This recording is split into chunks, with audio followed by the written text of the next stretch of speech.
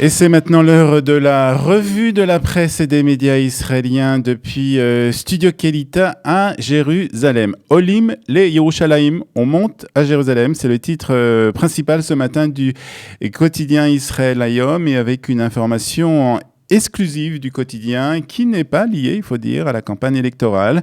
Le quotidien nous parle en exclusivité d'un programme du ministère des Affaires étrangères israélien visant à faciliter et à encourager les pays à transférer leur ambassade dans la capitale israélienne. Ariel Kahana du Israël Hayom révèle que le ministre Israël Katz s'est fixé comme mission de faire venir un maximum d'ambassades à Jérusalem. Cette proposition comprend une subvention de l'État d'Israël de 50 millions de shekels pour financer les frais de transfert des ambassades donc de Tel Aviv à Jérusalem. Le journaliste nous rappelle que pour le moment, seuls les États-Unis et le Guatemala ont transféré leur ambassade à Jérusalem. Et puis, autre révélation qui est faite ce matin par le Haaretz, cette fois-ci, Gidi Weitz explique qu'un mois après son entrée, le nouveau contrôleur de l'État, Netanyahu Egelman, veut révolutionner le département qui s'occupe de la corruption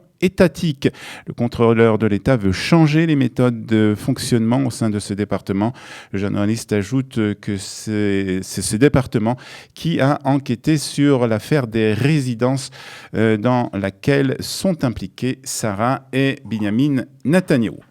On passe à présent à aux élections législatives, puisqu'il est bien entendu beaucoup question de ces élections dans la presse de ce matin, avec des négociations avancées en vue de l'Union. C'est le titre ce matin du Yedioth Ahronot.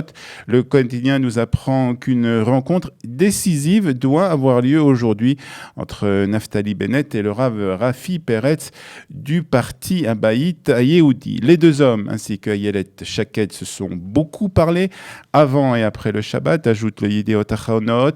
Les discussions portaient sur la composition de la liste. Selon le Yedioth Ahronot et selon d'ailleurs l'ensemble de la presse israélienne, le Rav Peretz serait vraisemblablement d'accord de laisser la première place à Ayelet Shaked, la chef du parti Yamin Hadash, mais il y a pour le moment pas d'accord sur le reste de la liste.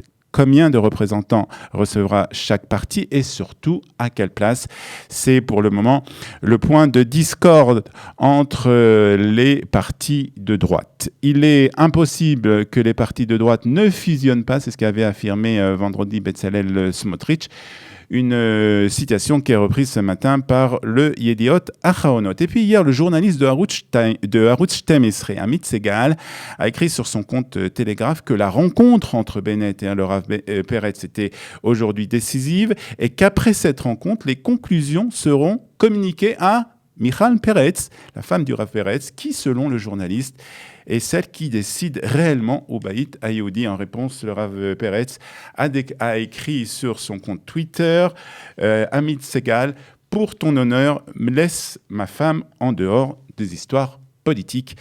Entre donc un échangé de tweets et de déclarations sur Télégraphe entre le Rav Peretz et Amit Segal de la chaîne Shtem Esrei. Toujours concernant la campagne électorale, le Haaretz nous apprend que 3 des 4 partis qui composaient l'ancienne liste arabe unifiée ont déclaré hier avoir conclu un accord pour relancer leur alliance électorale en vue des prochaines élections du mois de septembre prochain. Les partis Hadash, Ta'al et Ra'am ont annoncé qu'ils se présenteraient sur une liste commune. Balad devrait quant à lui décider dans les prochains jours de devenir membre de cette alliance.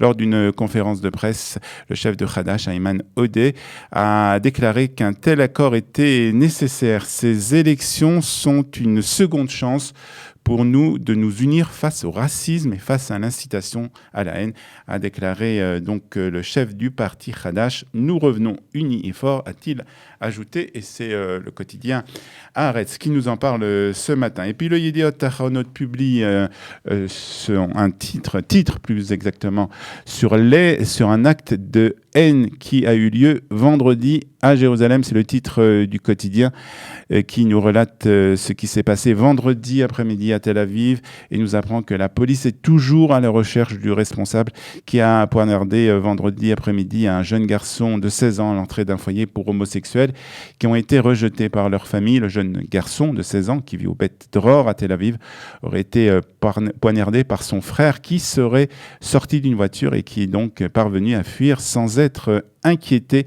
Le Yediot Acharonot ajoute que la victime a été emmenée dans un état grave à l'hôpital Echilov. Il est blessé au torse et à la jambe. Il a subi une intervention chirurgicale.